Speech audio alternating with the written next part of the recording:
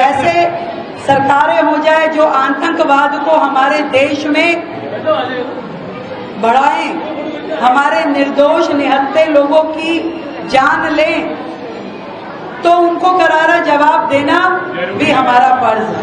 सरकार भी पूरी तैयारी में है कि यदि ये लोग अपनी औकात से बाहर जाकर के हमारे देश को मजबूर करेंगे तो फिर वो उसकी तैयारी कर ले, सामना करने के लिए भी तैयार हो जाए।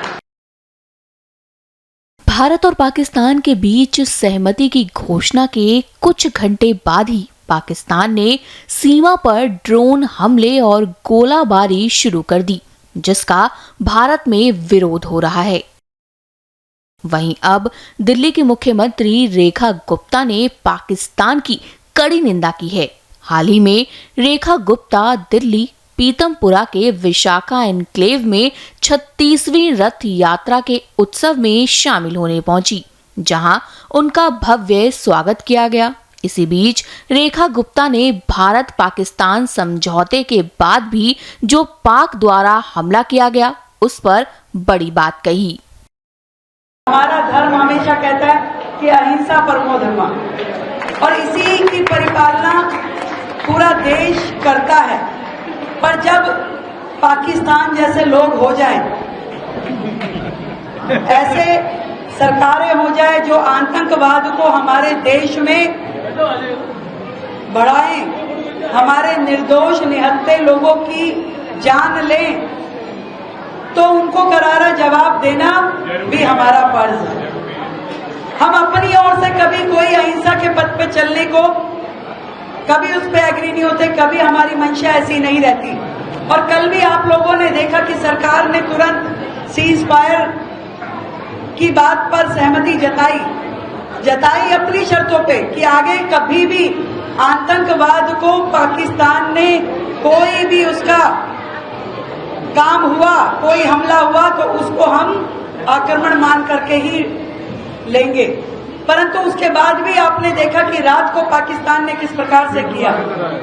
ऐसे लोग कई बार लगता है सुधरने वाले नहीं हैं, और सरकार भी पूरी तैयारी में है कि यदि ये लोग अपनी औकात से बाहर जाकर के हमारे देश को मजबूर करेंगे तो फिर वो उसकी तैयारी कर ले, सामना करने के लिए भी तैयार हो जाए। हम कतई नहीं चाहती सरकारें कि देश का इतना सा भी नुकसान हो। पूरी तरीके से शांति के पथ पे चलते हुए, समृद्धि की राह पे चलते हुए देश प्रगति करे, यही हमारा नियम है। परंतु जिस तरीके से पाकिस्तान लगातार देश को छेड़ने की कोशिश कर रहा था, ऐसे में उसको इस तरह का जवाब देने के लिए मैं अपनी सारी सेना को, केंद्र सरकार को, आदरणीय प्रधानमंत्री जी को साधुवाद देती हूँ।